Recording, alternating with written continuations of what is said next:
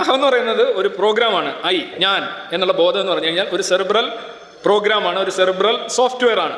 ആ സോഫ്റ്റ്വെയർ നമ്മളെ സഹായിക്കുന്നത് അതിജീവനത്തിനായിട്ട് സഹായിക്കുന്നുണ്ട്. ഞാൻ സ്ഥിരമായി പറയുന്ന ഒരു കാര്യമാണ് ഈ ഒരു പൂച്ചയുടെയും എലിയുടെയും കഥ. നിങ്ങൾ കേട്ടിട്ടുണ്ടാവാം. ഒരു പൂച്ച എലിയെ ഓടിക്കുന്നു. എലി ചെന്നൊരു ഹോളിലേക്ക് കയറുന്നു. പൂച്ച അതിൻ്റെ പുറത്ത് നിൽക്കുന്ന കാരണം പൂച്ചയ്ക്ക് അകത്തേക്ക് കയറാൻ കഴിയുന്നില്ല. ചെറിയ ഹോളിലാണ് എലി കയറിയത്. അപ്പോൾ അവിടെ എന്താ സംഭവിക്കുന്നത്? പൂച്ചയ്ക്ക് മനസ്സിലാവുന്നു തൻ്റെ ശരീരം എത്രയുണ്ട്, താൻ എത്രയുണ്ട്, ആ ഹോളിന് എത്ര വലിപ്പമുണ്ട്, ഹോളിലേക്ക് ഞാൻ കയറാൻ കഴിഞ്ഞാൽ എനിക്ക് കയറാൻ കഴിയില്ല എന്ന് പൂച്ചയ്ക്ക് മനസ്സിലാവുന്നതുകൊണ്ടാണ് പൂച്ച അവിടെ കാത്തിരിക്കുന്നത്. എലി ഈ ചെറിയ താരത്തിലേക്ക് കയറിയേണ്ട കാര്യം എന്താണ്? എലിയുടെ ശരീര വലിപ്പം എനിക്കറിയാം, പൂച്ചയുടെ ശരീര വലിപ്പം അറിയാം, ആ ഹോളിൻ്റെ വലിപ്പം അറിയാം. അപ്പോൾ ഇതിനകത്ത് കയറിയ രക്ഷപ്പെടാമെന്ന് എലിക്ക് മനസ്സിലാവും. അപ്പോൾ തൻ്റെ ശരീരം എത്രയുണ്ട്, അതിൻ്റെ വലിപ്പം എത്രയുണ്ട്, എല്ലാം തന്നെ നമ്മൾക്ക് ഒരു സോഫ്റ്റ്വെയർ വഴി തിരിച്ചറിയാൻ കഴിയുകയാണ്. എൻ്റെ കാല് ഏതാണ്, എൻ്റെ കൈ ഏതാണ്, എൻ്റെ മൂക്ക് ഏതാണ് എന്ന് നമ്മളെ മസ്തിഷ്കം ഒരു സോഫ്റ്റ്വെയർ വഴി തിരിച്ചറിയാണ്. നമ്മുടെ മസ്തിഷ്കത്തിൻ്റെ പ്രവർത്തന ഫലമായിട്ടാണ് നമുക്കൊരു ഐക്യരൂപം ഉണ്ടാകുന്നത്. അത് ശരീരത്തിൻ്റെ മാത്രമല്ല, ഓർമ്മകളുടെ കാര്യത്തിലും ഐക്യരൂപമുണ്ട്.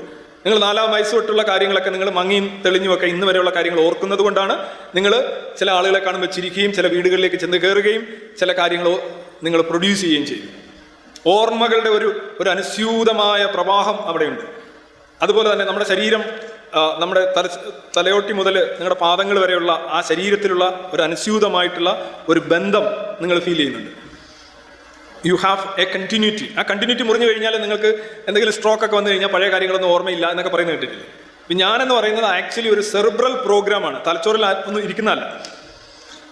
Something like a football, game of soccer. Game of soccer എന്താണ്?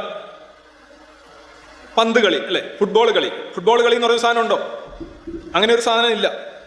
മറിച്ച് നമുക്കുള്ളത് ഫുട്ബോളുണ്ട്, പോസ്റ്റുണ്ട്, മൈതാനമുണ്ട്, കളിക്കാരുണ്ട്, കാണികളുണ്ട്, ഗാലറി ഉണ്ട്. പക്ഷേ football, the game of soccer എന്ന് പറയുന്നത് ഇതിൻ്റെ എല്ലാം പ്രവർത്തന ഫലമായി ഉണ്ടാകുന്ന ഒരു ഔട്ട്പുട്ടാണ്.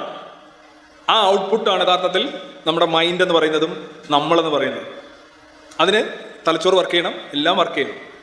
പോസ്റ്റിലെ ഗോൾ അടിക്കാൻ പറ്റില്ല എന്ന് പറയുന്നത് പോലെ തലക്കടി ഇട്ട് കഴിഞ്ഞാൽ ചിലപ്പോൾ ഓർക്കാൻ പറ്റില്ല. So it's A software.